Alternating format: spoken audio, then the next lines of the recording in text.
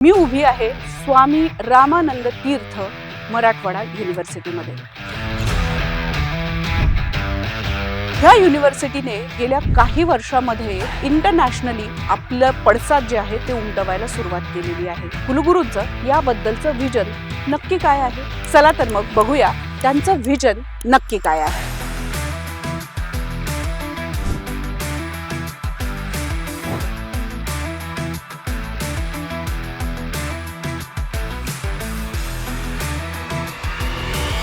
गाव खेड्यात वाढलेला एक मुलगा जेव्हा कुलगुरू होतो, माई शेती करायची, वडील शेती करायची, अशा ह्याच्यात आमचं बालपण सुरू झालं. आणि माझा नंबर आयुष्यभर हा वेटिंगवरतीच राहिला डॅड फेलोशिपला. तिथं थोडंसं मी जरा फ्रस्ट्रेशन झालं. तर आपली विद्यापीठं याच्या रिलेटेडच आहे.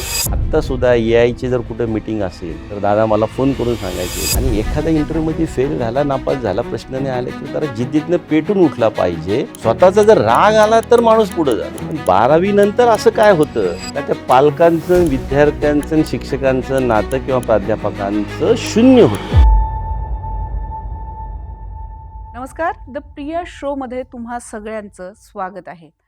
गाव खेड्यामध्ये वाढलेली मुलं जेव्हा शहरात येतात तेव्हा त्या शहराची चकाचौंध बघून ते चमकून जातात. पण ही चमक वेगळ्या प्रकारचीही असू शकते. ती कशी आहे ते आज आपण जाणून घेणारच आहोत. पण त्याआधी मराठवाड्याबद्दल मी तुम्हाला काही सांगणार आहे. आता मराठवाडा म्हटलं की तुमच्या डोळ्यासमोर काय येतं? दुष्काळ, पाणी नसलेली जमीन, अशा पद्धतीचं ना? बरोबर आहे. पण या पुढेही जाऊन हा मराठवाडा एज्युकेशन हब होण्याच्या मार्गावर आहे. कसा? तेच आज आपण जाणून घेणार आहोत आणि त्यासाठीच आज आपण भेटणार आहोत डॉक्टर मनोहर चासकर यांना. स्वागत आहे सर तुमचं मॅक्स वुमेनमध्ये आणि द प्रिया शोमध्ये. नमस्कार. गाव खेड्यात वाढलेला एक मुलगा जेव्हा कुलगुरू होतो तेव्हा आता तो नक्की आपल्या बालपणाकडे कसं बघतोय? खरं तर आज आपल्या समोर चर्चा करत असताना कुलगुरू या नात्यानं पण ज्यावेळी मागे वळून पाहतो मी माझ्या प्रवासाकडे, भूतकाळातल्या प्रवासाकडे, त्यावेळी विश्वासच बसत नाही का मी इथपर्यंत कसा पोचलो. खरं तर पुणे जिल्ह्यातील आंबेगाव तालुक्यातील म्हाळुंगे पडवळ हे माझं गाव. त्या ठिकाणी माझा जन्म झाला. वडील आज आज ते खूप अर्बनाइज झालंय, पण त्यावेळेस ते तितकं नक्कीच नसेल. अजिबात नव्हतं त्यावेळी. 5 किलोमीटर पायी चालत जाऊन मग एसटीत बसायला लागायचं. अशा गावामध्ये आई दुसरी शिकलेली आणि वडील 7वी पास. आणि वडिलांना कृषी महाविद्यालयामध्ये लॅब असिस्टंटची नोकरी लागली पुण्याला. आणि मग त्यानंतर मला 3 बहिणी आणि मी एकटा. माई शेती करायची, वडील शेती करायचे, नोकरी करायचे. अशा ह्याच्यात आमचं बालपण सुरू झालं. रयत शिक्षण संस्थेच्या हुतात्मा बाबू गेणू या हायस्कूलमध्ये माझं शालेय शिक्षण झालं. त्यामुळे खरं तर लहानपणीच्या सर्व खेळामध्ये खेळत खेळत सुरुवात झाली शिक्षणाला. कधी 2रा नंबर यायचा शाळेमध्ये, कधी 5वा यायचा. परंतु आईला कधी कळायचंच नाही. पण ती नुसती म्हणायची का अभ्यास कर, अभ्यास कर. आणि मुलगा हातात पुस्तक घेऊन बसला का तिला बरं वाटायचं. अशा ह्याच्यामध्ये अभ्यास करत करत 10वी पास झालो. मग शेतीचीही कामं करायला लागायची. शेतीमध्ये वेगवेगळा भाजीपाला असेल, त्यामुळे मला शेतीची आजही मी गेलो तरी गावामध्ये एक चक्कर माझी शेतावरती जाती. गाव पण सांगत असताना गावातले जे जुने ग्रामस्थ वडीलधारी मंडळी असायची, ती नेहमी कधी ₹10, ₹5 एखादं बक्षीस द्यायचे शाळेमध्ये. त्याचा फार आज अभिमान वाटतो. आणि आज असं वाटतं का त्या लोकांनी जी पाठीवरती थाप टाकली होती जुन्या जाणत्यांनी, त्याचं महत्त्व आज कळतं आणि एक वळण लागलं. आणि मग ह्या सगळ्या ह्याच्यामध्ये पुण्याला शिकायला गेल्यानंतर वडिलांचा आणि माझा गावावरनं एस टीने डबा यायचा. आज जर पाहिलं पाठीमागं तर मन थोडंसं असं हेलावून जातं. कारण फडक्यामध्ये बांधलेली ती भाकरी, ती घेऊन ज्यावेळी शिवाजीनगर स्टँडवरनं खोलीवरती जायचं आणि पुण्यातली जी मुलं असायची, त्यांचा डबा स्टीलचा असायचा. त्यांच्यामध्ये छानपैकी चपाती, साखर, तूप किंवा ब्रेड सँडविच त्यावेळी पाहायला मिळायचं आणि माझी फडक्यातली भाकरी. हे पाहिलं का असं वाटतं का आपण कुलगुरू या पदापर्यंत पोचलोच कसं? परंतु सकाळी आलेला डबा हा संध्याकाळी पण आम्ही तोच खायचा. कधी भाजी खराब झालेली असायची. पण एक जिद्द असायची वडिलांची. वडील स्वयंपाक करायचे कुकर लावून आणि मग त्याच्यावरनं ताट पण वडीलच धुवायचे. पण आपला मुलगा शिकला पाहिजे. असं करत मॉडर्न कॉलेजला मी BSc झालो. BSc प्रथम क्रमांकाने पास झालो मॉडर्न कॉलेजला. मग सेंच्युरी इंकाला मी नोकरीसाठी खरं गेलो होतो. पण वजन कमी भरलं म्हणून तिथनं मी बाहेर पडलो. कारण तिथं 52-53 त्यावेळी वजन कंपल्सरी असायचं. ती अप्रेंटिसशिप असायची. पण वडील म्हणायचे, "तू जातो कशाला? अरे शिक, MSc कर." पुणे विद्यापीठामध्ये अर्ज भरला आणि पुणे विद्यापीठामध्ये मला MScची संधी मिळाली. त्यानंतर काटकसरीनं वडिलांनी शिकवलं. वडिलांचा माझा स्वभाव खूप शांत, गरीब. पूर्ण माझं गाव वडिलांना असं एकदम सगळ्या त्यांना नेहमी मानत असायचं. आणि हा गणपतरावांचा मुलगा. आणि म्हणून मग मला इथे थोडंसं शेतीची आवड असल्यामुळे शनिवार रविवार मी गावाला जायचा. आम्ही शेती करायचं. परत यायचं.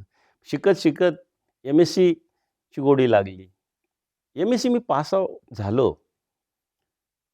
फर्स्ट क्लासच्या नाही मिळाला त्यावेळी, पण B+ मिळाला. आणि माझ्या जीवनात खऱ्या अर्थानं महत्त्वाचा एक योग आला. तो म्हणजे रामकृष्ण मोरे, माजी शालेय शिक्षण मंत्री. या पुणे जिल्हा शिक्षण मंडळामध्ये त्यांनी मला पार्ट टाईम काम करायची ज्यावेळी माझी इंटरव्ह्यू झाली आणि मला संधी दिली, त्यावेळी त्यांनी सांगितलं, "तू बाबूगणूच्या गावचा आहेस. तुला मी अण्णासाहेब मगर या ठिकाणी प्राध्यापक म्हणून नोकरी देतो. चांगलं काम कर." ती पहिली थाप रामकृष्ण मोरेंची पडली आणि त्यानंतर माझ्या नोकरीला सुरुवात झाली. पण त्याआधी कधी विचार नाही केला, की आपल्याला नक्की काय करायचं आहे? शिकल्यानंतर आपण कुठे काम करणार आहोत? किंवा आपल्याला काय बनायचं आहे? असं कधी विचार केलेला होता का? खरंच मी मनापासून सांगतो, ज्यावेळी मी BSc करत असायचा, त्यावेळी माझ्या डोक्यामध्ये नोकरीचा किंवा विषयच नसायचा. एकदा माझा किस्सा सांगतो तुम्हाला गमतीदार. मी पास आउट झाल्यावरती BSc मी घरी गेलो आणि आईला सांगितलं, "आता मला नाही शिकायचं आणि मला शेती करायची आणि गाय घ्यायच्या आणि दुधाचा व्यवसाय सुरू करायचा." तुम्हाला खरं वाटणार नाही. आईने इतकं बदडलं आणि पाठवून दिलं परत पुण्याला. "मुलगा मेला तरी चालेल, पण तू शिक. तुझ्या सगळ्या बहिणी शिकतायत आणि तुझ्या डोक्यामध्ये हे काय फॅड आलं का शेती करायचं म्हणून त्यावेळी तू शिकला पाहिजेत." आणि खरं आईने त्यावेळेचं त्या प्रसंगाच्या टर्निंग पॉईंटमुळे आज असं वाटतं आईने मारलं नसतं, काही केलं नसतं तर खरंच तिथंच थांबलो असतो. आणि मग ती एक राग मनामध्ये असा आला का आता आपण काहीतरी केलं पाहिजे. खुन्नसायची. आणि मग खुन्नस म्हटलं तरी चालेल आणि मग मी MScच्या ह्याच्यामध्ये मग जरा हायर एज्युकेशनमध्ये मी रमायला लागलो. मला आदर्शवत दुसरे माझे मिळाले माझे गाईड PhDचे डॉक्टर निकुम सर. खरं तर पुणे विद्यापीठामध्ये पार्ट टाईम PhD करायला कोणीच परवानगी देत नव्हतं. कारण मी प्राध्यापक असल्यानं सरांनी परवानगी दिली. सरांचा मी पहिला विद्यार्थी. मग सकाळी अण्णासाहेब मगरला दिवसभर नोकरी करायची आणि संध्याकाळी परत दुपारी 3 वाजता जाऊन विद्यापीठामध्ये रिसर्च करायचं. असा उपक्रम सुरू झाला. हे करत असताना 97 साली मला PhDची डिग्री मिळाली. आणि खऱ्या अर्थानं ज्यावेळी PhD मिळाली त्यावेळी असं वाटायला लागलं, का अरे एज्युकेशनमध्ये काहीतरी आपल्याला करता यायला पाहिजेत आणि संशोधनाची आवड लागली. मग PhD करत असताना घरची परिस्थिती सगळं सांभाळून लग्न झाल्यानंतर पत्नीने खूप महत्त्वाची साथ दिली आणि पत्नीच्या केवळ लग्न जरी झालं तरी पत्नी म्हणायची, "नाही, नाही, तुमची PhD झाली पाहिजेत." हं, हं. माझ्यासाठी माझी पत्नीही हायस्कूलवरती टीचर आहे. त्यामुळे त्यांनी खूप मला मदत केली आणि ह्या सगळ्या पार्श्वभूमी थोडी-थोडी निर्माण व्हायला लागली. मग मी कॉन्फरन्सला भाग घ्यायला लागलो, प्रोजेक्ट लिहायला लागलो. महाविद्यालयातली सगळी छोटी-छोटी कामं करायला लागलो. मग NSS असेल, ह्या सगळ्या ह्याच्यामधनं ॲक्टिव्हिटीमध्ये पुढं राहत राहायला लागलो. पण संशोधन कधी सोडलं नाही. कुठेही विज्ञान प्रदर्शन असलं का छोटा प्रयोग करायचा. त्यामुळं महाविद्यालयामध्ये राहून संशोधनाची गोडी लागली मला. आणि ज्यावेळी मग मला PhD मिळाली, त्यावेळी माझ्या गावाने सत्कार केला. एका कॉन्फरन्समध्ये मला तरुण शास्त्रज्ञ पुरस्कार मिळाला. तिथं अजून अरे म्हटलं आपल्याला यश मिळतंय. आपण आहोत, काहीतरी आपल्यामध्ये आहे. कारण मुळातच शिवनेरीच्या पायथ्याशी जन्म झाल्यामुळे हा एक योगायोग आहे. बाबूगणूसारख्या हुतात्म्याच्या गावामध्ये जन्म पावन झालेल्या त्या भूमीतनं कुठेतरी एक नवीन अंकुर आपल्याला ऊर्जा यायला लागली होती. कारण ज्यावेळी त्यांचा पोवाडा गायला म्हणायचं शाळेमध्ये भाषणं करायचं, त्यावेळी मग तो रक्तरंजित इतिहास बाबूगणूंचा ज्यावेळी पोवाडा ऐकला, अंगात शहारे येतात आजसुद्धा. पण त्यावेळी मग एक निर्माण व्हायला लागली एक आतलं शक्ती आणि खऱ्या अर्थानं अतिशय कष्टातनं आज पाठीमागं वळून पाहिलं का शेती करण्याच्या डोक्यामध्ये मूड असणारा मुलगा, नंतर संगत चांगली लागली, मित्र चांगले भेटले. रामकृष्ण मोरे सारखे मला याच्यामध्ये जीवनामध्ये माझ्या टर्निंग पॉईंट देणारे एक विश्वास ठेवणारं नेतृत्व मला त्यावेळी मार्गदर्शन मिळालं. पुणे जिल्हा शिक्षण मंडळाने साथ दिली. खरं तर माझे आजोबाही स्वातंत्र्य सैनिक. म्हणजे ह्या सगळ्या ह्याच्यामधनं एक उर्मी मिळत मी खरं तर हायर एज्युकेशनच्या ह्याच्यामध्ये स्थिरावलो. पण ह्या सगळ्याचं श्रेय जातं माझ्या आई-वडिलांना. कारण अतिशय वाईट परिस्थितीतनं म्हणजे गरीब परिस्थितीतनं कुठेतरी BSc झाल्यावरती नोकरी यायला एवढीच इच्छा होती. त्यांना कदाचित त्यावेळेस BSc, BA, BCom यामधला फरकही कदाचित समजत नसेल. त्यांना त्यावेळी कळत नव्हता आणि माझ्या आईला आजही कळत नाहीये. ती आजही म्हणती की मी तिला नेहमी बरोबरच माझ्या आहे. ती आजही म्हणती, "काय माहिती तुला कोणी विचारलं तर ती सांगते, काय माहिती कुठं गेलाय कॉलेजला तो त्याच्यामध्ये." त्यामुळं माझा एक विश्वास एवढा आहे. पण ती एवढं म्हणती का साहेब झालाय मुलगा आता ते समाधान आणि मिळतं. हे समाधान तिला मिळतं हेच माझ्या दृष्टीनं कुलगुरू पदापेक्षाही मोठं आहे. का दुसरी शिकलेल्या आईला आज आपण समाधान देऊ शकलो आणि मागं वळून पाहिलं आणि जर पूर्वी असं ठरवलं असतं मी कुलगुरू होणार आहे कोणी म्हटलं असतं, तर मला वाटत नाही मी त्या पदापर्यंत पोहोचू का नाही. कारण हे एक शैक्षणिक क्षेत्रातलं सर्वोच्च असं पद जे आहे, ते केवळ माझ्या गावच्या पुण्याईनं, आपल्यासारख्या सगळ्या लोकांच्या एक सदिच्छेनं आणि माझे प्रयत्नानं आणि माझ्या पत्नीच्या सगळ्यांच्या याच्या मदत मी इथपर्यंत पोहोचलो. अगदीच खरं तर आपल्या आयुष्यात काय लास्टचं अचीव्ह करायचं असतं, तर मला असं वाटतं पदापेक्षाही आपल्या आई-वडिलांना मिळणारं समाधान, हे असणारी एक पिढी पण होती. हे कदाचित या पिढीला समजणार नाही हे समाधान काय असतं ते. पण अशी एक पिढी होती आणि आहेही. बरेच जण तसा विचारही करतात. पण सर जेव्हा आपण घर सोडून येतो, तेव्हा जगामध्ये जेव्हा येतो तेव्हा खूप बेकार रीतीची कॉम्पिटिशन असते. अ, खूप पाय खेचणारे पण असतात, खूप प्रोत्साहन देणारे पण असतात, जसे तुम्हाला मेंटॉर पण मिळाले. पण ह्या सगळ्यामध्ये आपण काहीतरी अचीव्ह करू शकतो याची जाणीव जेव्हा MSCत झाली, तेव्हा संशोधनामध्ये मग पुढे करिअर करावं असं का नाही वाटलं? निश्चित मॅडम. मी MSc झाल्यानंतर संशोधनामध्ये करिअर करावं असं वाटत होतं. पण संशोधन करण्यासाठी एखादी फेलोशिप, स्कॉलरशिप लागते आणि पुणे विद्यापीठामध्ये स्कॉलरशिप एखादी असेल, तर त्यावेळी आपलं चरित्रार्थ पण चालला पाहिजे. घरची परिस्थितीच तशी नव्हती का अजून 4-5 वर्ष नुसते पी-एच-डी करायचं स्कॉलरशिप नसताना. त्यावेळी काही सारथी, बार्टी अशा कुठल्याच फेलोशिप संस्थाच नव्हत्या. नव्हत्या. एकही नव्हती त्यावेळी. फक्त सी-एस-आर होती आणि सी-एस-आर पास झालं, तर मला आठवतं की ₹2400 स्कॉलरशिप मिळायची. मग 4-5 वर्ष करायला लागायचे. परंतु आवड होती, इच्छा होती संशोधन करण्याची.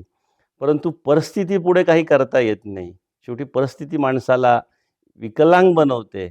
त्यावेळी संशोधन वडिलांची इच्छा, "तू संशोधन कर. तू जाऊ दे नोकरी करू नको, पण डॉक्टरेट हो." त्याचं कारण असं होतं, वडील माझे लॅब असिस्टंट होते आणि वडिलांची जिथं वडील पॅथॉलॉजी लॅब ॲग्रिकल्चरची पुण्याला, त्या ठिकाणी वडील लॅब असिस्टंट आणि मुजुमदार जे आता सिम्बायोसिसचे सर्व आहेत हं, मुजुमदार. हं, हं.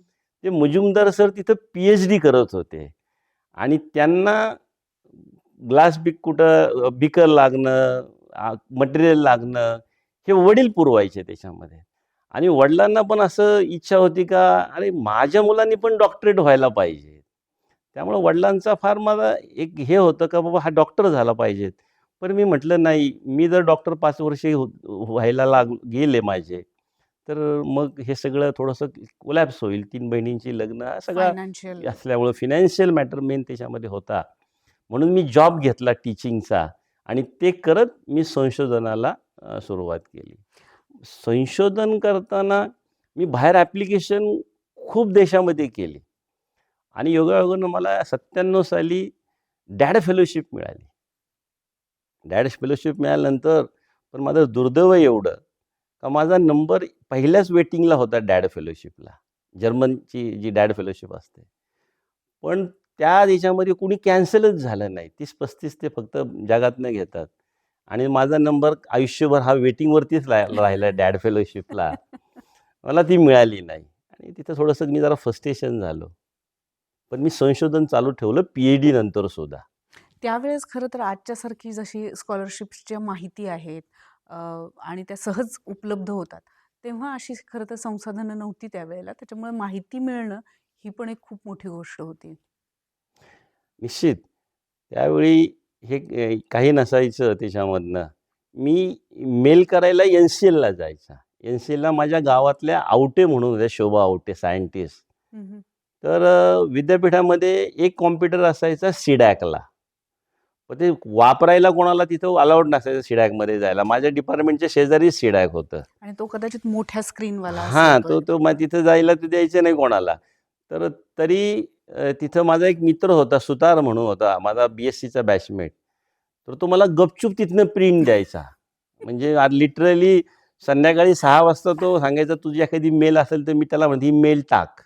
आणि मग तो टाकायचा. मग एखादी मेल मला यायची. मग तो गपचूप मला त्याची प्रिंट द्यायचा. पण तो सांगायचा, "इकडे येऊ नको बाबा, तू कॅन्टीनला खाली भेट तिथं. हं, तुला हं. मी ती देतो." किंवा मग एन-सी-एलला जायचं. मग असे मी ॲप्लिकेशन सुरू केली करायची. डॉक्टर गद्रे म्हणून तिथं आमचे केमिस्ट्रीचे हेड होते त्यावेळी. मी मग मॉम्बुशो फेलोशिपला ज्यावेळी ॲप्लिकेशन केलं, तर मी सोडलं नाही. मला ती जिद्दच होती. मला संशोधनच करायचं, बाहेरच जायचं आणि त्याच्यामधनं मी दोनदा मी अनसक्सेस झालो. मला गद्रे सर सांगायचे का, "अरे तुझं काय रिसर्च नाही, तू जाऊन काय करणार आहे जपानला?" मी म्हटलं, "ठीक आहे सर, संधी तर द्या." असं करून मी शेवटी माझं 3ऱ्या वर्षी मी ज्यावेळी केला अर्ज परत, मग मला सिलेक्शन झालं माझं. बांबूशी फेलोशिप मिळाली. पण मला तिथं मेंटर मिळत नव्हता. हं, मग हं. तो मेंटर मिळवण्यासाठी मला एन-सी-एलच्या त्या शोभा आवटेंनी मदत केली आणि पुणे विद्यापीठातले संजय ढोले, या दोघांनी मला मदत केली मेंटर मिळवण्यासाठी आणि मग मी जपानला गेलो 3 वर्ष, 2 वर्ष. तिथं इतकं चांगलं रिसर्च केलं, का नंतर गद्रे सर एकदा आले जपानला. ते म्हटले, "तू इथे काय करतोयस?" म्हटलं, "सर असं-असं करतोयस." मग सरांना इतका आत्मविश्वास माझ्यावर निर्माण झाला. सर माझ्याच रूममध्ये राहिले. आम्ही एकत्र स्वयंपाक केला. "अरे," म्हटले, "तू बरं झालं आलास. तू खूप चांगलं काम करतोयस इथे. मला अभिमान आहे." मला ती शाबासकीची थाप मिळाली आणि त्यानंतर माझ्या संशोधनाच्या कार्यावरती जपानच्या विद्यापीठानं मला 3 वेळा सायंटिस्ट म्हणून इन्व्हाइट केलं. वा. म्हणजे इतकं चांगलं काम मी त्यावेळी फोटो कॅटालिसिसवरती केलं. मी तिथेही राहू शकलो असतो जपानला, परंतु इथं पुणे जिल्हा शिक्षण मंडळाने नोकरी दिली होती आणि आई वडील थोडंसं प्रापंच हे सगळे असल्यामुळे मी म्हटलं जपानला राहून सेवा करण्यापेक्षा आपण भारतात जाऊन आपण सेवा जर दिली तर आपला काहीतरी उपयोग होईल. आणि म्हणून मी तिथं न थांबता पुन्हा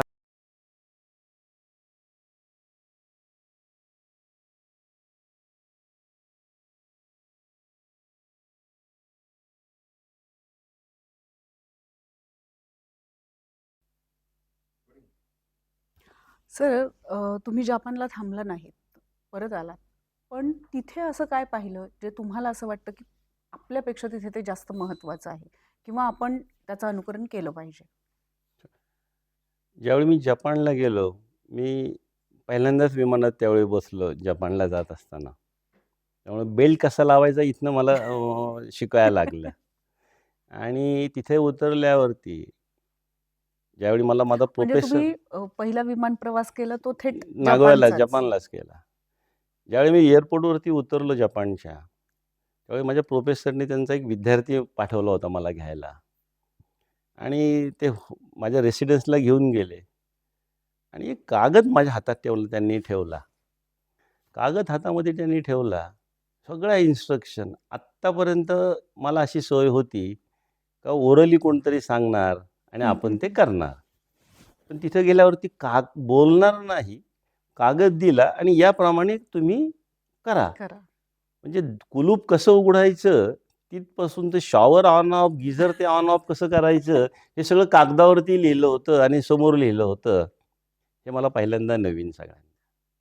मग तिथलं सगळी ती माहिती घेतली. इव्हन गार्बेज त्यावेळी 2004 साली कचरा व्यवस्थापन कसा सेपरेट करायचा. 2-3 प्लास्टिकच्या बॅगा दिल्या होत्या. त्याच्यामध्ये ओला कचरा, सुका कचरा, प्लास्टिकच्या बॉटल हे त्या मोठ्या बॅगावरती लिहून ठेवलं होतं. हे त्यावेळी मला कळलं. आणि मग त्यानंतर ज्यावेळी डिपार्टमेंटला गेलो लॅबमध्ये प्रोफेसर सगळे मला ओळख करून दिली त्यांनी आणि सांगितलं प्रत्येक तिथं प्रोफेसरचं वेगवेगळं रिसर्च चालतं. मग त्यांनी सांगितलं, बाबा मी हायड्रोजनवरती रिसर्च करतो आहे, मी एनर्जीच्या रिलेटेड रिसर्च करतो आहे, मी एन्व्हायरमेंटलमध्ये रिसर्च करतो आहे. असे 4 ग्रुपचे सांगितल्यानंतर मला सांगितलं हे प्रत्येक प्रोफेसरनी मला त्याचे पेपर्स दिले, रिसेंट कायचा केलेलं आहे त्यांनी ते. आणि सांगितलं का तुम्ही ह्याच्यातला रिसर्च टॉपिक निवडा. म्हणजे माझ्या आवडीचं रिसर्च काय आहे हे तुम्ही निवडा. रिसर्च लादलं नाही. याआधी कुठल्याही आपल्या शिक्षणामध्ये आपली आवड निवड विचारण्याचा विषयच प्रश्नच राहत नाहीये. हे दिलंय, हे शिकवायचे किंवा हे शिकायचे 2च राहतात गोष्टी. त्यामुळे तिथं ते असं पाहिल्यावरती आणि मला कुणी सांगितलं नाही का तू माझा विषय घे, तू माझा टॉपिक घे, असं कुणी नाही. ज्याने त्याने फक्त दिलं 5 मिनिटं ते डिस्पोज झाले. मी आपलं पहिलं पाहिलं माझ्या लॉजिकनी. याच्यातलं सोपं कोणतं आहे? कारण इथं आल्यावरती इथला अवघड विषय घेऊन करणार काय आपण? मग सोपं कुठलं आहे? कुठली रिॲक्शन सोपी जाती? हा थोडासा मी वाचायला लागलो. पण माझ्या असं लक्षात आलं का भविष्य कशाला आहे? आत्ता सोपं घेऊन फायदा नाही. आता आपण सगळं आयुष्यामध्ये मिळवतो इथपर्यंत. याचा अर्थ आपल्याला चॅलेंज स्वीकारलं पाहिजे. आणि मग ते चॅलेंजच्या दृष्टीनं त्यावेळी 2004 साली मी असं मग म्हटलं का आपल्याला एनर्जीवरती काम केलं पाहिजे. मग 2004 साली मी एनर्जीवरती काम करायला सुरुवात केली. म्हणजे हा जो मिथेन वायू आहे, हा स्प्लिट कसा करायचा आणि हे रिसर्च मग त्यावेळी मी तो टॉपिक निवडला. आणि एनर्जी म्हणजे हीटिंग न करता ही ग्रीन एनर्जी किंवा सनलाईट वापरून म्हणजे सोलर एनर्जी उपयोग करून. त्यावेळी मला हे जपानला रिअलाईज झालं का आपण असं केलं पाहिजे. मग मी त्या याच्यावरती माझा टॉपिक निवडून ते काम सुरू केलं. माझ्या रिसर्चमध्ये अजून एक मला आवडलेली सगळ्यात गोष्ट म्हणजे जी आपल्याकडं आजही नाही आहे, ती म्हणजे प्रत्येक 15 दिवसांनी तिथं जे रिसर्च चालतं विद्यापीठाचं, आपल्याकडं थोडासा कन्सेप्ट बाकी अजून सोसायटीला माहिती नाही आहे का विद्यापीठं ही रिसर्च करतात. आपल्या सोसायटीला इथपर्यंतच माहिती आहे का आपली विद्यापीठं ही फक्त डिग्री आणि टी-सी किंवा याच्या रिलेटेडच आहेत. याच्यापेक्षा खरं तर त्यावेळी मला तिथं कळलं का प्रत्येक इंडस्ट्रीज 15 दिवसांनी येतात तिथे. त्या प्राध्यापकाशी डिस्कस करतात, प्रॉब्लेम्स काय आहेत. मग ते सोसायटीचे प्रॉब्लेम्स वॉटरचे असतील, एन्व्हायर्नमेंटमध्ये असतील किंवा एखादा प्रॉडक्ट बनवायचा असेल आणि ते छोटे-छोटे प्रॉब्लेम त्याच्यावर डिस्कस करतात.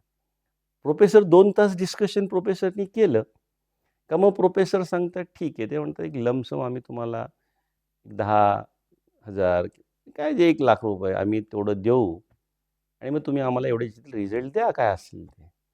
मग ते गेल्यानंतर प्रोफेसर आमच्या ग्रुपबरोबर बसायचे, ज्याच्या ग्रुपला तो आलाय तो. आणि गमतीची गोष्ट म्हणजे आम्ही सगळे विद्यार्थी मग प्रोफेसर सांगायचे, "हे असं-असं करायचे." कॉन्फिडेन्शियल त्यामध्ये राहायची. मग आम्ही त्याच्यावरती सुरू करायचं. आणि तिथला विद्यार्थ्याला रिसर्च असा आहे, काय लागेल ते पटपट मिळतं. फक्त चिठ्ठी लिहून ठेवायची. मला उद्या हे केमिकल लागणार आहे. तिथं असं बोर्ड असतात, त्याला चिटकवून ठेवायची. दुसऱ्या दिवशी का 2 दिवसांनी ते केमिकल तुमच्या टेबलावरती येणार. असं रिसर्च फास्ट त्यामुळे होतं. मग कंपनीचे प्रॉडक्ट मिळतात आणि जे काही रिसर्च आपण तिथे करतो, हे नवीन नाविन्यपूर्ण रिसर्च तर जे सोसायटीला उपयोगी होणारं रिसर्च त्या काळी. मी एक किस्सा गंमत म्हणून सांगतो. टोयोटोला आम्हाला घेऊन गेले. टोयोटो कंपनी मोठी आहे. घेऊन गेले. तर ते म्हटलं, "चित्र काढा" म्हटले गेल्या पहिल्या 10 मिनिटात. म्हटलं, "कशी चित्र काढायची? हार्वर्ड सायंटिस्ट आहे, चित्र कशाला चित्र कशाला काढायची? काढायची?" म्हटलं, "तुम्हाला वाटेल ते चित्र काढा" म्हटले. मग गाड्यांची चित्र काढायची फक्त म्हटले. कशी गाडी भविष्यामध्ये फ्युचर असू शकते. स्ट्रिप येतात तिथे. आम्ही आपले काढले त्याच्यामध्ये. मी विचारले, "हे काय आता मी तर एवढ्या याच्यावरती स्कूल." ते म्हटले, "आमच्या इथं असं हे आहे, की जे असे कोणी पाहुणे येतात, ज्या व्हिजिटर येतात, त्यांना आम्ही ह्या बोर्डवरती ड्रॉ करायला लावतो. त्याच्यातनंच आत्तापर्यंत आमचे नवीन इनोव्हेशन गाड्या झालेल्या आहेत त्या डिझाईनमधनं." म्हणजे विद्यार्थी स्कूलमधला सुद्धा त्या पद्धतीनं त्याचं थिंकिंग करायला लागतो. बाबा अशी गाडी असायला पाहिजे. आउट ऑफ द बॉक्स आपण ज्याला म्हणतो, तो विचार कसा करावा त्याचं एक उत्तम उदाहरण. उदाहरण त्या ठिकाणी तिथं पाहायला मिळालं. हे सगळं जे म्हणजे रिसर्चमध्ये मग मग इतकी गोडी रिसर्चमध्ये लागली का ही सगळी जापनीज मुलं घरी जायची. पण आम्ही रूमवर जाऊन तरी काय करणार आहे म्हटलं. आम्ही रिसर्चच करायचं रात्रंदिवस मग तिथे. आणि सगळ्यात नोबेल लॉरेट्स का मिळतात जपान किंवा या देशांना? रात्रभर ह्या लॅब चालू राहतात. तुम्ही जर या विद्यापीठांमधनं रात्रीची जर कधी चक्कर मारली, तर निदान 30% लॅबोरेटरी ह्या रात्रीच्या चालू राहतात. जायची वेळ कोणाचीच नक्की नसते. यायची वेळ सगळ्यांची फिक्स असते. पण माझा नेहमी 8 तास राहतो का रात्रीच्या सुद्धा लॅबोरेटरी चालू राहिल्या पाहिजेत. तरच त्या ठिकाणसारखं मला ते शिकायला तिथे मिळालं. आणि ते एवढे काम मला म्हणायचे, "शास्कर तू किती काम करतोयस तू?" म्हणजे जापनीज लोकं वर्क अल्कोहोलिक म्हणतायत, पण इथं तर नेमकं उलटं आहे. तू आमच्यापेक्षा जास्त काम करतोयस. मला याचा इतका फायदा झाला आणि वेळेचं मला शिस्त लागली त्यावेळी त्यांच्याकडनं. कधी 5 मिनिटं लेट होत नाही. क्लीननेस, स्वतःची कामं स्वतः, एखादा छोटा एक्सपेरिमेंट स्वतः डिझाइन करायचा. हे जपानला मी शिकलो. आणि मग भारतात आल्यावरती म्हणजे काही-काही खूप चांगल्या सवयी मला तिथं लागल्या 2 वर्षामध्ये. आणि मग भारतात आल्यानंतर, भारतात मी कॉलेजला प्राध्यापक. 2 गोष्टी आहेत फार याच्यामध्ये, बऱ्याच लोकांना माहिती नसतं. कॉलेजच्या प्राध्यापकाला काही फॅसिलिटी नसतात, हे असं प्रकारचं रिसर्च करायला, बरोबर? आणि जर तो करायला लागला, तर नावं ठेवणारे खूप असतात, पाय ओढणारे. त्याचं कारण मी सांगतो. मला आता मिथेनवरती रिॲक्शन करायची. मी नॅशनल केमिकल लॅबोरेटरीमध्ये डॉक्टर व्ही आर चौधरी म्हणून होते. मी जपानला आल्यानंतर त्यांना भेटायला गेलो. ते काम करायचे मिथेनवरती. मी त्यांना म्हटलं, "सर, मला तुमच्याबरोबर काम करायचं आहे." ते म्हटले, "ठीक आहे सर, करूया आपण." "मग तू कसं काम करणार?" म्हटलं, "सर, मी रिॲक्शन हडपसरला लावेल." हडपसरला अण्णासाहेब मगर कॉलेज होतं. "मी तिथं रिॲक्शन लावेल," म्हटलं, "आणि तिथनं घेऊन येईल." ते म्हटले, "ठीक आहे," म्हटले. मग माझ्याकडे आम्ही सहाय्यक प्राध्यापक हडपसरला असायचं. मी अशा ट्यूब तयार करून घेतल्या होत्या. हं. त्याला सील करायच्या त्या.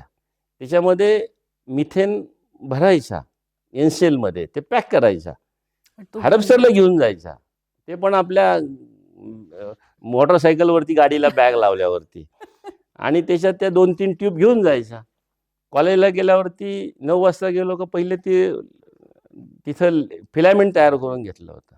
फिलामेंट म्हणजे मला यूव्ही लाईट लागायची. यूव्ही लाईटचा सोर्स जर पाहिला तर खूप कॉस्ट आहे त्याची. ते कधी विकत घेणं शक्य नव्हतं. मग आम्ही बल्ब फोडला. बल्ब फोडल्यावरती जी फक्त आतली फिलामेंट तशीच हं, हं, ठेवायची. हं. आणि त्याच्यातनं तो यूव्ही मिळतो मग.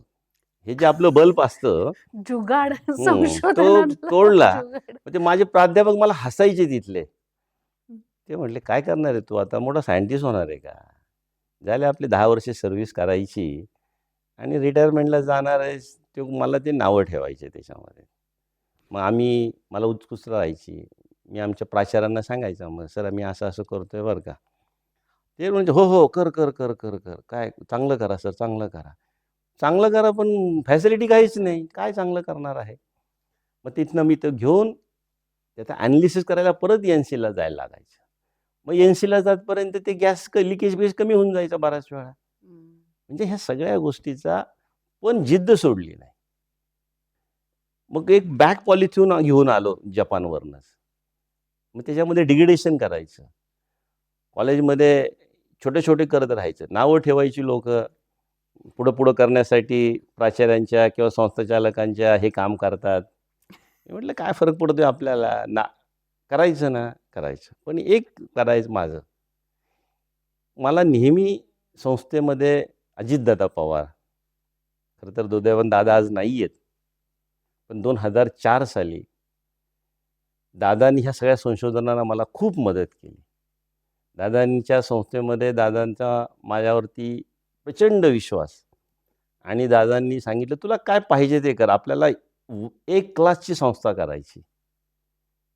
मला अभिमानानं सांगावसं वाटेल, माझ्या ह्या संशोधन वृत्तीवरती, माझ्या ह्या चांगल्या कामावरती पुणे जिल्हा शिक्षण मंडळाचं लाईफ मेंबर जो म्हणतात, ते दादांनी मला दिलं.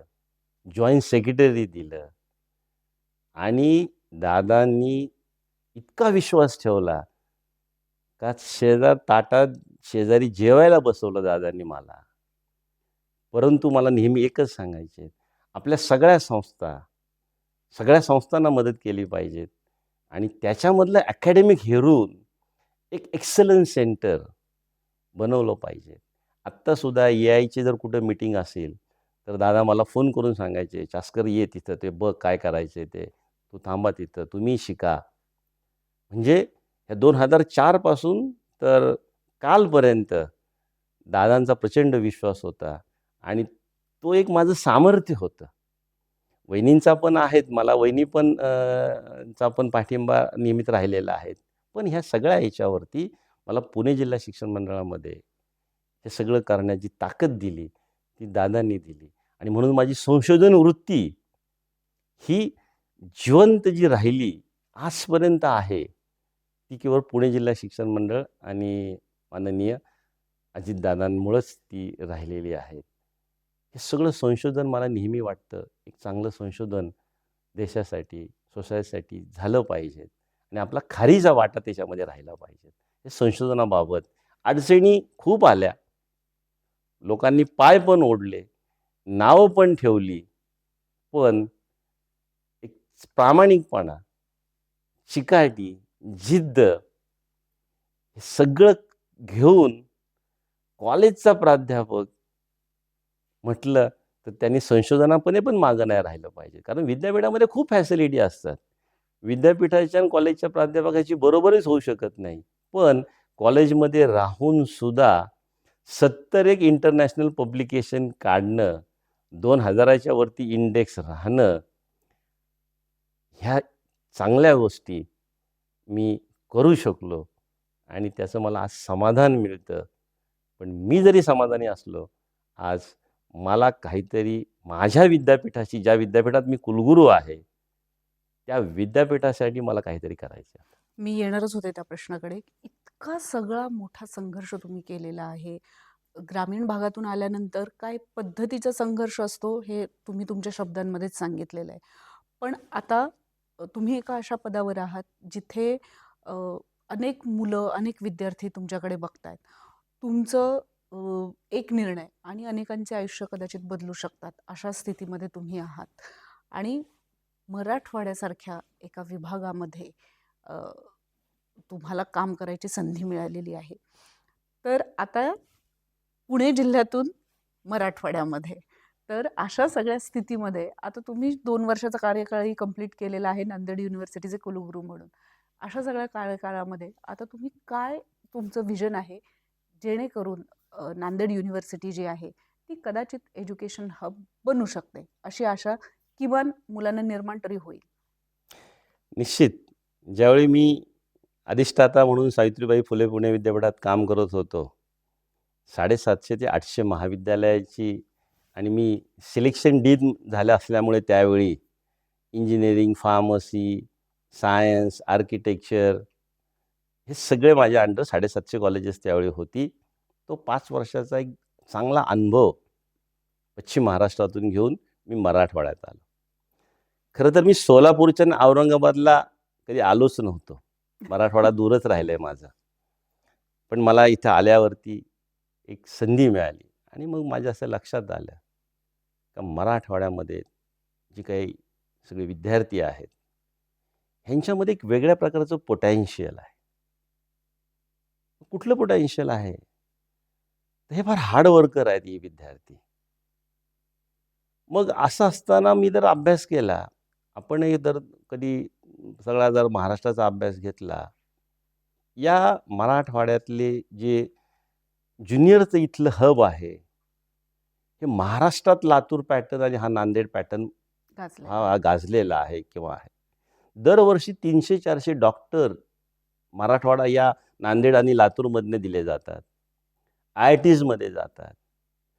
मग 12वी नंतर हायर एज्युकेशनला असा काय प्रॉब्लेम होतोय का या विद्यापीठाचं रँकिंगमध्ये म्हणा किंवा अजून कुठे म्हणा थोडासा सेटबॅक आहे का? ज्यावेळी विद्यापीठाचं मी प्रशासन पाहायला लागलो, तर माझ्या असं लक्षात यायला लागलं, इथली माणसं खूप चांगली आहेत. मराठवाड्यातली. मी का म्हटलं माणसं चांगलं? मी 2 वर्ष विद्यापीठामध्ये काम करतोय, पण मला सगळ्यांचं सहकार्य आहे. विद्यापीठाच्या बाहेरच्या लोकांचं. हा फार मोठा प्लस पॉइंट आहे या ठिकाणी. कारण प्रत्येकाला वाटतं बाहेरच्या विद्यापीठाच्या बाहेरील माणसाला का माझा विद्यार्थी शिकला पाहिजे, त्याला चांगल्या प्रकारचं दर्जेदार शिक्षण मिळालं पाहिजे आणि त्याला चांगल्या प्रकारची नोकरी मिळाली पाहिजे. हे 3 जर पाहिलं म्हटलं, विद्यापीठामध्ये मी जर अभ्यास केला, तर विद्यापीठामध्ये मग मी ठरवलं आपल्याला काय करायला पाहिजे. माझ्या असं लक्षात आलं, ज्यावेळी मी दोन्ही विद्यापीठं पुणे, मुंबई कंपेअर करायला लागलो, त्यावेळी या विद्यार्थ्यांमध्ये आपल्याला काहीतरी एक जिवंतपणा आणला पाहिजे वेगळ्या पद्धतीचा. मग तो आणायचा असेल तर काय करायला पाहिजे? मग पहिल्यांदा माझे सगळे प्राध्यापक आहेत. मला माझ्या प्राध्यापकामध्ये आत्मविश्वास निर्माण करायला पाहिजे. आणि प्राध्यापकामधला आत्मविश्वास निर्माण करायचा असेल, तर प्राध्यापकांच्या अडचणी समजून घेतल्या पाहिजे. मग माझ्या असं लक्षात आलं का प्राध्यापकांच्या अडचणी काय आहेत? त्यांच्या एक 4-5 2-3 प्रकारच्या अडचणी होत्या. प्राध्यापकांची अडचण जनरली असती ती त्याच्या आर्थिक रिलेटेड. जर तो प्राध्यापक स्टेबल झाला, तर प्राध्यापक एकदम मग खुश राहतात. मग त्यांचे कॅशचे प्रॉब्लेम असतील, वैयक्तिक काही अडचणी असतील.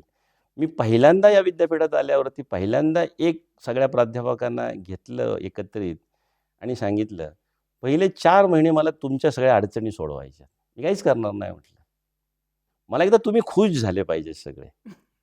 आणि मी ते केलं.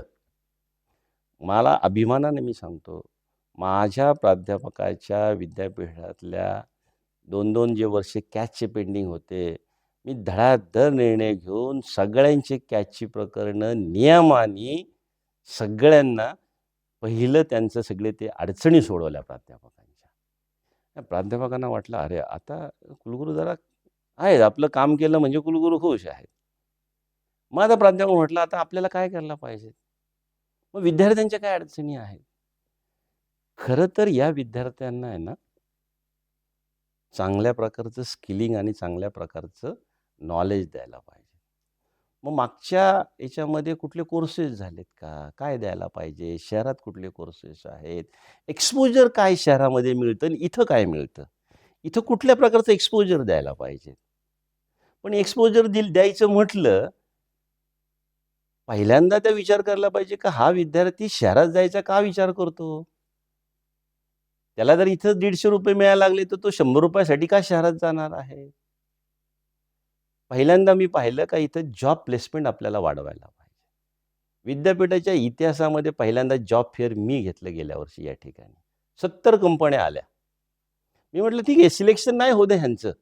पण ह्यांना इंटरव्ह्यू कसा द्यावी? ह्यांना बोलावं कसं? ह्याचं नॉलेज तर मिळेल. आणि ह्यांना कळेल, अरे आपण कुठेतरी कमी पडतोय का? आणि एखाद्या इंटरव्ह्यूमध्ये फेल झाला, नापास झाला, प्रश्न नाही आले, तर जरा जिद्दीतनं पेटून उठला पाहिजे. जसा मला कोणीतरी त्रास देतो, मी जसा पेटून उठलो जिद्दीतनं, स्वतःचा जर राग आला तर माणूस पुढे जातो. आईचा राग आला म्हणून मी जिद्दीने पुण्यात गेलो आणि शिकलो. तसं या मुलाला विद्यापीठाचा राग आला पाहिजे की बाबा मी नापास कसं काय झालो इंटरव्ह्यूमध्ये. हे जर ओतलं तर हा विद्यार्थी जाईल पुढे. आणि खरोखरच मला कितीतरी लोकांनी सांगितलं 2000 विद्यार्थ्यांनी इंटरव्ह्यू दिल्या. त्यातले सिलेक्ट किती झाले, कमी झाले, गेले नाहीत, काही नाही, तो भाग वेगळा आहे. पण निदान प्रोसेसमध्ये तर आले. एक स्टेप तर पार झाली. एक तर स्टेप आली. दुसरं, इथे एन्व्हायर्नमेंट द्यायला पाहिजे. का असं नाही वाटत का? जसं मी पुण्यातनं आलो, 45 डिग्री टेम्परेचरला उन्हाळ्यामध्ये ज्यावेळी मार्च सुरू होतो, 44 डिग्री टेम्परेचरला, 43-42 डिग्री टेम्परेचरला क्लासरूममध्ये बसून त्या विद्यार्थी काय त्याचं मन लागणार आहे शिकायला? वर्ल्ड क्लास फॅसिलिटी निर्माण केली पाहिजे. कॉम्प्युटरचा कोर्स आहे, पण कॉम्प्युटरची लॅब जर नसेल, तर वाईट वाटायला पाहिजे. त्याचा उपयोगच नाही. मग तो विद्यार्थी ॲडमिशन घेऊन फायदा काय? मग मी पहिल्यांदा सांगितलं का इथं कॉम्प्युटर आणले पाहिजे. इथं लॅब डेव्हलप केली पाहिजे.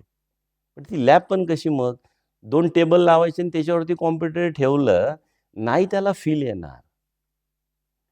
त्याला द्यायचं, त्याला खाली कार्पेट दिसलं पाहिजे, वरती एसी असला पाहिजे, छानपैकी त्याचं फर्निचर झालं पाहिजे. त्याला जर हे ॲटमॉस्फिअर तयार केलं, तर 10% विद्यार्थ्यांना आत्मीयता वाढेल. 10% विद्यार्थी म्हणेल, कशाला मी पुण्याला जायला पाहिजे? अरे मी इथं करतो. आणि ज्याला जायचं तो जाईल, पण इथं असताना जर त्याच्या पुढं गेला, गेलेला परत येईल. आणि हे दृष्टिकोन ठेवून या विद्यार्थ्यांच्या मी सोयी-सुविधाकडे लक्ष द्यायला सुरुवात केली. यांचे वॉशरूम कसे आहेत? नाही नव्हते चांगले. आता मी काही रात्रीत बदलणार नाही आहे हे. मला वेळ लागेल चेंजेस करायला. पण एक ध्येय ठेवून केलं पाहिजे. माझी सगळी संकुलं इथं आहेत. त्यांना इक्विपमेंट फॅसिलिटी असतील, ते केलं पाहिजे. आणि म्हणून ह्या विद्यार्थ्यांच्या दृष्टीनं पहिला विद्यार्थ्यांना सोयीसुविधा, लागणारे कोर्सेस आणि टेक्नॉलॉजी हे द्यायचं विद्यार्थ्यांना. हे मी असं सुरू करायला सुरुवात केली. सर, तुम्ही हे जे सांगतायत याचे चॅलेंजेस खरं तर खूप मोठे आहेत. पण तुमची कॉम्पिटिशन जी आहे ती केवळ मुंबई, पुणेसारख्या मेट्रोपॉलिटनची नाहीये, तर इंटरनॅशनल लेव्हलची आहे. म्हणजे आजही अनेक विद्यार्थी हे बाहेर जाऊन शिक्षण घेता येऊ शकेल का? खास करून उच्च शिक्षणाबद्दल जेव्हा आपण बोलतोय तेव्हा, तर याचा विचार करतात. अशा वेळेला मराठवाड्यामधला एखादा विद्यार्थी याने याच युनिव्हर्सिटीमध्ये शिक्षण घ्यावं, याच्यासाठी म्हणून तुम्ही काय वेगळे प्रयत्न करतात? कारण टेक्नॉलॉजी म्हटलं की मराठवाडा हे नाव समीकरण आपल्याला अजून दिसत नाहीये. अशा वेळेला ही स्पर्धा करणार कशी आहात तुम्ही नक्की? याच्यासाठी आम्हाला जर इंटरनॅशनल लेव्हलला जर कॉम्पिटिट करायचं असेल विद्यापीठ म्हणून, पहिल्यांदा तर माझं विद्यापीठ हे शेजारच्या विद्यापीठांबरोबर कॉम्पिटिशनमध्ये राहणार. त्यानंतर स्टेट लेव्हलला राहणार नॅशनलला पण राहणार आणि इंटरनॅशनलला पण राहणार, बरोबर. पण इंटरनॅशनलला जर करायचं असेल तर इंटरनॅशनलला ज्यावेळी विद्यापीठं कोलॅबरेशन करतात, ते कुठल्या प्रकारचं रिसर्च करतात, त्यांना काय काय टॉपिक्स आहेत, ते टॉपिकवरती मी उदाहरण म्हणून आता मला सांगा, इथे लायगोचा इथे एक प्रोजेक्ट येतोय. हा लायगोचा जर प्रोजेक्ट मी आदरणीय फौजिया खान मॅडम आणि मागची माझ्या आठवड्यामध्ये चर्चा झाली का लायगो बरोबर आपण एक कोर्स डेव्हलप करू या विद्यापीठामध्ये. आम्ही एक प्रपोजल दिलंय त्यांना आणि म्हणजे जो GMRT किंवा आयुका करता येते त्याच्यामध्ये, तर त्यांच्याबरोबर इथं लायगोला एक डिग्री प्रोग्राम सुरू करू. लायगोला जी मॅन पॉवर लागती ती आपण निर्माण करू इथे, असं प्रपोजल आम्ही त्यांना दिलेलं आहे. आणि ते जर झालं तर मग इंटरनॅशनल लेवलचा विद्यार्थी आपल्याकडे येईल. आमचं जे वर्क आहे क्वालिटी वाईज ते इंटरनॅशनलला गेलं पाहिजे. जर माझे रिसर्चचे टॉपिक किंवा रिसर्चचे माझे फील्ड किंवा माझं इनोव्हेशन किंवा माझं स्टार्टअप हे जर एक वेगळ्या अँगलनी पाहायचं असेल तर निश्चितच त्याला जाऊ शकेल. त्याचं कारण असं आहे, आता या इतकं पोटॅन्शियल आम्ही गोवामध्ये सिमेंटची इंडस्ट्री आहे, मोठी इंडस्ट्री आहे गोव्याची. त्यांचे सिमेंटचं प्रोडक्शन आहे. तर त्यांनी आम्हाला असं ऑफर दिली की तुम्ही ग्राफाईनचे मटेरियल तुम्ही आम्हाला द्या. मी म्हटलं की आम्ही घेतलं. आम्ही त्यांना एक मटेरियल पाठवलेलं आहे. ते जर आमचं सक्सेस झालं, ग्राफाईनचं नॅनो मटेरियल आम्ही त्या इंडस्ट्रीला दिली आणि त्याच्यामुळे जर सिमेंटच्या प्रॉपर्टी चेंजेस झाल्या, तर मला वाटतं विद्यापीठ हे इंटरनॅशनल लेव्हलला गेलं. किंवा बॅटरीवरती याच्यावरती आम्ही काही प्रोडक्शन प्रोटोटाईप आता सुरू करतोय. ते जर गेलो तर आम्ही इंटरनॅशनल लेव्हलला कॉम्पीट करणार आहे. माझ्या एका प्राध्यापकांनी कॅन्सरचं किट बनवलंय, सर्व्हायकल कॅन्सरचं. आज मार्केटमध्ये जी किट अवेलेबल आहे त्याची ₹12,000 किंमत आहे. आम्ही जे आता किट बनवलंय त्याची ₹5,000 किंमत आहे. आमचं किट तर बाहेरच्या ह्याच्यामध्ये जी काही आफ्रिकन कंट्री आहे तिथे जर 4,000-5,000ला गेलं, आम्ही इंटरनॅशनलला गेलो. माझं एकच असं सांगणं राहील का प्राध्यापक, विद्यार्थी, समाजाच्या ज्या काही गरजा आहेत आजच्या, त्याच्यासाठी आम्ही रिसर्चमध्ये गेलो आणि त्यातनं आम्ही काढलं. आता ह्या BA, BA, BCom, BSc degree ह्याच्या आम्ही फंदात अजिबात पडणार नाही. इव्हन MSc या डिग्रीपेक्षा ॲक्च्युली काय द्यायला पाहिजे, गरज काय आहेत आणि त्या प्रकारचं एज्युकेशन आणता येतं आहे का, त्याला आम्ही द्यायला प्रयत्न करू. ही नॅशनल एज्युकेशन पॉलिसी जी आलेली आहे, त्या नॅशनल एज्युकेशन पॉलिसीचा टच किंवा फील हा आदरणीय पंतप्रधान साहेबांचं त्यांचं जे आहे विकसित भारत, त्याच्याशी टायप करून आम्हाला पोहोचवता येते का पाहणार. अगदीच इंडस्ट्रीची निकड जी आहे ती खरं तर कॉलेजेसनी भागवावी यासाठी NEP-मध्ये बऱ्याच गोष्टी टाकलेल्या आहेत असं आपण गृहीत धरूया. पण हे सगळं करत असताना एक महत्त्वाची गोष्ट आपण विसरतो आणि ती म्हणजे लोकांची सायकॉलॉजी किंवा विद्यार्थ्यांची सायकॉलॉजी, पालकांची सायकॉलॉजी.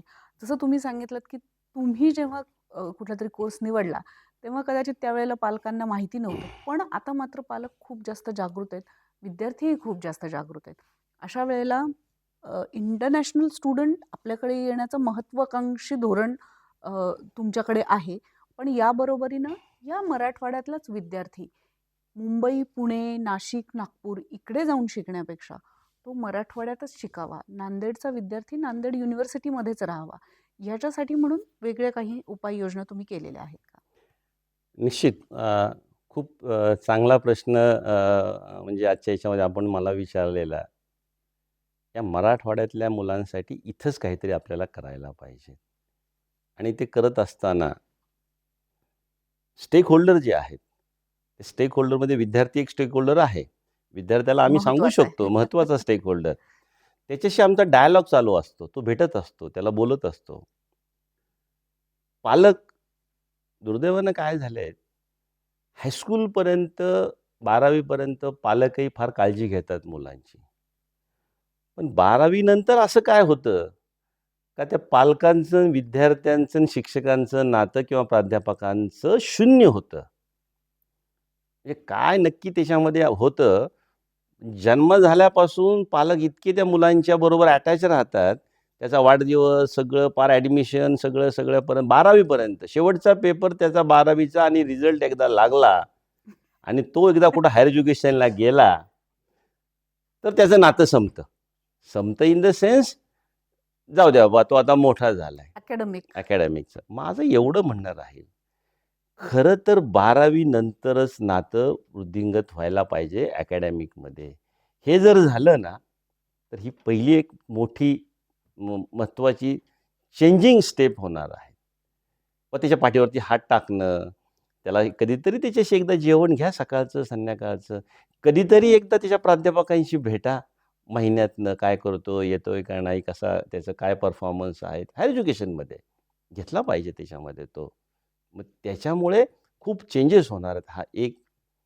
दुसरा जो आहे, विद्यापीठ समाजमुख आहे. विद्यापीठ हे सोसायटीपर्यंत आमचा दुसरा होल्डर आहे. तो सोसायटी इंटरेस्टलिस्ट, सोसायटीचे सगळे वेगवेगळे जे काही स्टेक होल्डर आहेत, ह्यांच्याशी विद्यार्थी आपल्याकडे ह्यांच्याशी कनेक्ट राहायला पाहिजे. आमचा तो कनेक्ट राहत नाही. बरोबर. तो कनेक्ट वाढवण्यासाठी खऱ्या अर्थानं आहेत ना, आपण सगळे जे काही पत्रकार बंधू भगिनी आहेत माझे सगळे, ह्या मीडियाचा रोल फार महत्त्वाचा आहे. त्याचं कारण मी तुम्हाला सांगतो. जर आज काय होते, विद्यापीठ फक्त सर्टिफिकेट देणं, टी-सी देणं आणि काही जुजबी एज्युकेशन पाहणं, असं समाजाचा समज आहे, जो फॉरेनमध्ये नाही आहे, देशांमध्ये नाही आहेत. त्या सगळ्यांना आपल्या इथल्या जे काही इंडस्ट्रियलिस्ट आहेत, आपल्या इथले जे काही छोटे-छोटे उद्योगधंदेवाले आहेत, त्यांचा आणि आमचा कनेक्ट वाढला पाहिजे. आमचा आणि त्यांचा कनेक्ट वाढला, मग आम्हाला सांगता येतं का आम्ही हे असं-असं करतोय आणि हे करणारं जे आम्ही करतोय, ह्याच्यातनं हे चेंज होऊ शकतं. हा बेनिफिट होऊ शकतो. मग तो बँकेला होऊ शकतो, तो कॉर्पोरेशनला होऊ शकतो, तो छोट्या इंडस्ट्रीच्या जे काही छोट्या-छोट्या इंडस्ट्रीज आहेत तालुका लेव्हलला, जिल्हा लेव्हलला किंवा 4-5 तालुक्यांमध्ये किंवा नजीकच्या शहरांमध्ये. इथनं हैदराबाद 3 तासावरती आहेत. हैदराबाद प्रचंड इंडस्ट्रीज आहेत. पण तिथल्या इंडस्ट्रीजचा जर प्रॉडक्ट आम्ही बनवायला लागलो, तर हा मुलं जाऊन येऊन करेल ना माझा बॉर्डरवरचा मुलगा. म्हणून मला असं सांगायचं आहे का मीडियाच्या माध्यमातनं विद्यापीठं आणि इंडस्ट्रियलिस्ट ह्यांच्यामध्ये एक दुवा झाला आणि चांगल्या गोष्टीचं आदानप्रदान झालं, तर निश्चितपणे मराठवाड्यातली मुलं मराठवाड्यातच राहतील. पण आम्ही कुलगुरू जरी असलो तरी आम्ही मीडियाला घाबरतो. बाबा नको, आपल्या 4 गोष्टी जर चुकीच्या काय असतील तर जगासमोर जातील. पण मी कुलगुरू असा आहे. मी पहिल्यांदा सगळ्या मीडियाचा आज डिजिटलायझेशनवरती एक पत्रकार म्हणजे दिवसभर मी चर्चासत्र ठेवलेलं आहे. काही नाही, माझ्या चुकीच्या काही गोष्टी असतील तर येऊ द्या ना, पण त्याच्याबरोबर माझ्या 25 गोष्टी चांगल्या आहेत ना, त्या समाजापर्यंत पोहोचल्या पाहिजेत. आणि त्या जर पोहोचल्या तर समाजातली काही लोकं येऊन त्याला म्हणतील, "अहो सर, ही आम्हाला मदत करायची, हे आपण एकत्रित करूया." चेंजेस व्हायला सुरुवात होईल. आणि हेच व्हायला पाहिजे. आणि या विद्यार्थ्यांना आवश्यक असणारं त्यांना कशा प्रकारची मॅनपॉवर पाहिजे, कशा प्रकारचं स्किल पाहिजे मराठवाड्यामध्ये, हे ज्यावेळी ते आम्हाला सांगतील, त्यावेळी तशा प्रकारचा प्रॉडक्ट आम्ही डेव्हलप करायचा प्रयत्न करू आणि तो प्रॉडक्ट एकदा त्यांनी घेतला, तर आमचं कामच झालं. असं मला वाटतं. तर ही मुलं राहतील इथे. आपण आत्ताच मराठवाड्यातल्या विद्यार्थ्यांबद्दल बोललो. पण एकंदरीत जेव्हा आम्ही ग्रामीण भागामध्ये फिरतो, तेव्हा एक गोष्ट लक्षात येते, की अनेक मुलं जी आहे, ती आपली घरची प्रॉपर्टी विकून मुंबई, पुण्यासारख्या ठिकाणी एज्युकेशन किंवा उच्च शिक्षण खास करून घेण्यासाठी म्हणून जातात. आणि तिथे मात्र त्यांना फेल्युअर येताना दिसतं. यांची संख्या तशी बरीच मोठी आहे. अशा सगळ्या विद्यार्थ्यांना तुम्ही काय सांगाल? निश्चित मराठवाड्यामध्ये जे काही मुलं मराठवाड्यातून शहरामध्ये जातात आणि शहरामध्ये गेल्यानंतर एक 2-3 वर्ष मग ते नोकरीच्या निमित्तानं किंवा एखादा कोर्स करण्याच्या निमित्तानं किंवा कॉम्पिटिटिव्ह एक्झामच्या निमित्तानं जाऊन तिथं खर्च आपला दैनंदिन जर वाढला आणि जर फेल्युअर यायला लागलं, तर त्या विद्यार्थ्याचं कुठंतरी त्याच्यामध्ये थोडी नैराश्य यायला लागते. आणि ते टाळण्यासाठी मला मराठवाड्यातील विद्यार्थ्यांना हे सांगावसं वाटतं का विद्यार्थ्यांनी सुरुवातीला थोडंसं प्लॅनिंग पण पाहावं भविष्याचं.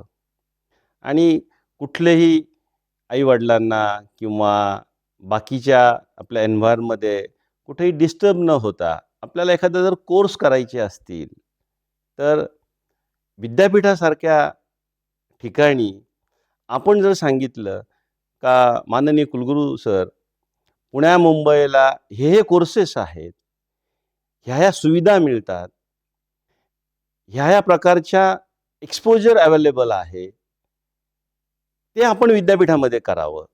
निश्चितपणे पुण्या मुंबईसारखे कोर्सेस, पुण्या मुंबईसारखं एक्सपोजर, एन्व्हायर्मेंटल, मग ते लायब्ररीचं असेल, चांगल्या मार्गदर्शकाचं असेल, आता ऑनलाईन इतकं आपल्याला मार्गदर्शन मिळू शकतं, काही ऑनलाईन, कधी ऑफलाईन. अशा सगळ्या प्रकारचं एक इन्फ्रास्ट्रक्चर तुमच्या डिमांडनुसार, मागणीनुसार आपण विद्यापीठामध्ये उभारूया. फक्त एकदा ते उभारलं का त्याचा तुम्ही छानपैकी आनंद घ्या आणि तुम्ही आनंद घेतला का तुमचा सक्सेस रेट वाढेल. म्हणजे जे शहरामध्ये तुम्हाला जायला लागतंय ते नांदेडमध्ये मिळेल. जो तुमचा शहरात जाऊन खर्च होतो त्याच्या निम्मापेक्षा खर्च कमी होईल. हे जर करायचं असेल तर माझं तुम्हाला एक आव्हान आहे. आपण काय करायचे आपल्याला, आम्हाला काय तुम्हाला द्यायचंय याच्यापेक्षा तुम्हाला काय हवं आहे त्याची डिमांड करा आणि अशा डिमांड आल्यानुसार आपण त्या प्रकारचं एक एन्व्हायरमेंट, त्या प्रकारचं एक हब या ठिकाणी उभं करायचा प्रयत्न करू. त्यासाठी आपल्याला शासन पण मदत करेल, त्यासाठी आपल्याला केंद्र सरकारसुद्धा मदत करेल. त्यासाठी काय लागणार असेल ते निश्चितपणे मी प्रयत्न करेल माझ्या उर्वरित कार्यकाळामध्ये. परंतु आपण पुण्या मुंबईत न जाता इथं राहिलात तर आपल्याला नैराश्य येणार नाही. आणि निश्चितपणे मी एक अभिमानाने सांगू इच्छील का तुम्हाला फॉरेनला जरी जायचं असेल, परदेशात जरी जायचं असेल, एखाद्या संस्थेशी तिथलं शिक्षण घ्यायचं असेल, त्यांच्याशी सुद्धा आपण टायअप करू, कोलॅबरेशन करू. म्हणजे तिथल्या प्राध्यापकाचं नॉलेजसुद्धा तुम्हाला इथं मिळू शकेल. असं मी तुम्हा सगळ्यांना आव्हान करतो. आणि शेवटचं याच्यामध्ये एक फार महत्त्वाचं, 1-2% मार्क कमी मिळाले तरी चालतील, पण जीवनातली जी मूल्य आहेत, जी आपल्या आईवडिलांनी आपल्यामध्ये रुजवलेली आहेत, जी आपली संस्कृती आहे, ती जीवनमूल्य, मग राष्ट्रप्रेम असेल, गावाचं आपलं प्रेम असेल किंवा देशावरचं आपलं प्रेम असेल किंवा आपलं माणसा-माणसावरती असणारं प्रेम असेल, जी जीवनमूल्य आपल्याला शिकवली आहेत, त्या जीवनमूल्याचा कधीही ऱ्हास होऊ देऊ नका. निश्चितपणे तुमचं भवितव्य उज्ज्वल आहे. अगदीच. शिक्षण हे केवळ सर्टिफिकेट पुरतं सीमित नाहीये. शिक्षण हे लोकशिक्षण पण आहे, आपलं शिक्षण पण आहे आणि ते फक्त कॉलेजमध्ये मिळतं असं नाहीये. तर त्याचं उत्तम उदाहरण आता चासकर सरांनीच दिलेलं आहे. पण तरीही शिक्षणाने आपण विकास जो आहे त्याचं विकेंद्रीकरण करू शकतो आणि ते कशा पद्धतीनं करू शकतो हे आत्ताच चासकर सरांनी आपल्याला समजावून सांगितलंय. पण हे फक्त चासकर सर करू शकत नाही, तर त्यांना तुमचीही मदतीची गरज आहे. Sir thank you so much तुम्ही इथे आलात आणि थँक यू. इतकी मनमोकळी चर्चा केली. Thank you. Thank you.